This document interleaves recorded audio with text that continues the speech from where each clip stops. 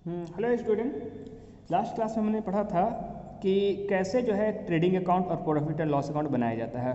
तो trading account को देख लिया था जिसमें हमने ग्रॉस प्रॉफिट फाइंड किया था और उसके बाद फिर नेट प्रॉफिट फाइंड करने के लिए हमने प्रॉफिट एंड लॉस अकाउंट का फॉर्मेट देखा था, ठीक है ना। अब उसके बाद आपके एग्ज़ाम में आपके बुक्स में कुछ ऐसे क्वेश्चन दिए हुए रहते हैं जिसमें आपको कुछ फार्मूला बेस्ड जो है आइटम्स दिए हुए रहते हैं और उसको फाइंड करना पड़ता है बिना कोई अकाउंट बनाए हुए। तो इसमें क्या है, सबसे इंपॉर्टेंट हमारा एक होता है कॉस्ट ऑफ गुड्स सोल्ड। तो कॉस्ट ऑफ गुड्स सोल्ड का निकालने का क्या तरीका है, वो है opening stock plus purchases plus direct expenses minus closing stock. ये तो फार्मूला आपके बुक में भी दी हुई है। समझना है कि क्या है ओपनिंग स्टॉक का मतलब आपका जो शुरुआत का जो स्टॉक दिया हुआ हो डेट में, तो वो आपका ओपनिंग स्टॉक हो गया। परचेजेस का मतलब क्या है, परचेजेस के मतलब आपका जो परचेज वहाँ पे लिखा हुआ होगा क्वेश्चन में, उसमें से परचेज रिटर्न को माइनस कर देंगे, यानी रिटर्न आउटवर्ड हो या परचेज रिटर्न हो तो उसको माइनस करने के बाद हमारा परचेज आता है। इसको हम लोग नेट परचेज भी बोलते हैं। Plus direct expenses. Direct expenses हमारा वही एक्सपेंसेस जो हमारे फैक्ट्री से, हमारे प्रोडक्ट से या हमारा जो है वेजेस से, ये सारे से रिलेटेड हो, उसको हम लोग डायरेक्ट एक्सपेंसेस बोलेंगे, ठीक है ना। यानी इनवर्ड वगैरह। क्लोजिंग स्टॉक दिया हुआ रहेगा। देखिए एक एग्जांपल है, इनडायरेक्ट एक्सपेंसेस 15,200 रुपया है, सेल्स है 1,20,000 रुपया, रिटर्न इनवर्ड है 12,000 रुपया, ओपनिंग इन्वेंट्रीज दी हुई है 16,000 की, डायरेक्ट एक्सपेंसेस 18,600, नेट परचेजेस 72,000 रुपया, रिटर्न आउटवर्ड 8,000 रुपया और क्लोजिंग इन्वेंट्रीज 28,000 रुपया। इसको सिर्फ सॉल्व करना है और कुछ भी नहीं करना है, इसमें सिर्फ आपको फॉर्मूला में पुट कर देना है। Cost of goods sold find करने के लिए बोला जा रहा है, तो cost of goods sold is equal to ये फॉर्मूला होगा, ठीक है ना। अब उसको जो है सबसे पहले ओपनिंग इन्वेंट्रीज यानी ओपनिंग स्टॉक लिखते हैं। तो ओपनिंग स्टॉक हमने 16,000 लिख रखा है, तो 16,000 ये ओपनिंग इन्वेंट्रीज है। इन्वेंट्री और स्टॉक में ज़्यादा फर्क नहीं है, यहाँ पे इन्वेंट्री और स्टॉक को एक ही मान लेना है, जबकि इसमें बहुत सारी चीज़ें आती है जैसे कि फिनिश गुड्स है, रॉ मटेरियल्स है, वर्क इन प्रोग्रेस है, वो सारे इसमें ऐड किए जाते हैं, ठीक है ना। तो यहाँ पे हमारा ओपनिंग स्टॉक ओपनिंग इन्वेंट्री को ही हम लोग ट्रीट करेंगे। दूसरा क्या है हमारा परचेजेस। अब देखिए यहाँ पे नेट परचेज 72,000 रुपया दिए रखा है, रिटर्न आउटवर्ड भी दे रखा है, तो हम लोग परचेज में से इसको माइनस करते थे, लेकिन यहाँ पे नेट परचेज लिखा हुआ है। इसका मतलब है कि ये रिटर्न जो है, रिटर्न आउटवर्ड या परचेज रिटर्न पहले से डिडक्ट कर रखा है, तो सिर्फ हम लोग नेट परचेज का ही अमाउंट को लेंगे, ठीक है ना। 72,000 रुपये लिख लिया। उसके बाद प्लस हमने किया है direct expenses. Direct expenses already name से ही आइडेंटिफाइड है, डायरेक्ट एक्सपेंसेस 18,600 का, माइनस किया हमने क्लोजिंग इन्वेंट्रीज, ठीक है ना। क्लोजिंग इन्वेंट्रीज 2,800 रुपये का, ठीक है। अब इसके बाद इसको सॉल्व करते हैं, तीनों को हमने ऐड किया तो 1,06,600 रुपये आया, माइनस हमने डायरेक्ट एक्सपेंसेस क्लोजिंग स्टॉक का हमने माइनस किया। डिडक्ट करने के बाद हमारा अमाउंट आ जाता है यहाँ पे 78,600 रुपये आ जाएगा, ठीक है ना। तो ये हमारा क्या है COGS यानी कि कॉस्ट ऑफ गुड्स सोल्ड, ठीक है ना।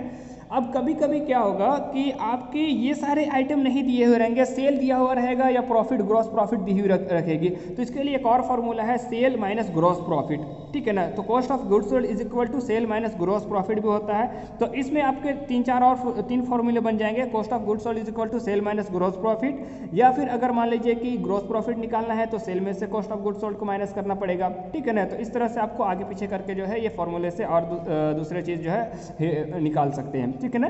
अब तो ये हो गया एक सिंपल तरह का क्वेश्चन। अब मान लीजिए कि अगर आपको कुछ इस तरह से निकालने के लिए दिया जाए, जैसे कि इसमें से इलस्ट्रेशन नंबर मैं देख रहा 10 में है, उसमें क्या है कि उसमें आपको जो है कॉस्ट ऑफ गुड्स सोल्ड और ग्रॉस प्रॉफिट दोनों कैलकुलेट करने के लिए बोला जा रहा है। तो देखिए यहाँ पे क्वेश्चन में लिखा हुआ है ओपनिंग स्टॉक है आपके 30,000 के, 30,000 के, परचेजेज है 54,600, एक्सपेंसेस ऑन परचेज यानी परचेज पे एक्सपेंसेस कौन सा हो जाएगा हमारा एक्सपेंसेस यानी डायरेक्ट एक्सपेंसेस है, सेल्स है 90,000 का, एक्सपेंस ऑन सेल। अब एक्सपेंस ऑन सेल वो हमारा आउटसाइडर है, एक्सपेंस सेल की वो हमारा फैक्ट्री से हम रिलेटेड नहीं है और ना ही हमारा जो इनडायरेक्ट वो हमारा डायरेक्ट एक्सपेंसेस नहीं है, इनडायरेक्ट एक्सपेंसेस है, तो ये प्रॉफिट एंड लॉस का पार्ट है, ठीक है ना। तो इसे भी ध्यान में रखना है। क्लोजिंग स्टॉक दिया हुआ है, कॉस्ट ऑफ गुड्स सोल्ड आपको फाइंड करना है और ग्रॉस प्रॉफिट फाइंड करना है, ठीक है ना। अब क्या निकल सकता है इसमें, तो कॉस्ट ऑफ गुड्स सोल्ड का जो फॉर्मूला है पहले तो उसको हम लोग लिखते हैं COGS। Cost of goods sold is equal to क्या है opening stock plus net purchases plus direct expenses minus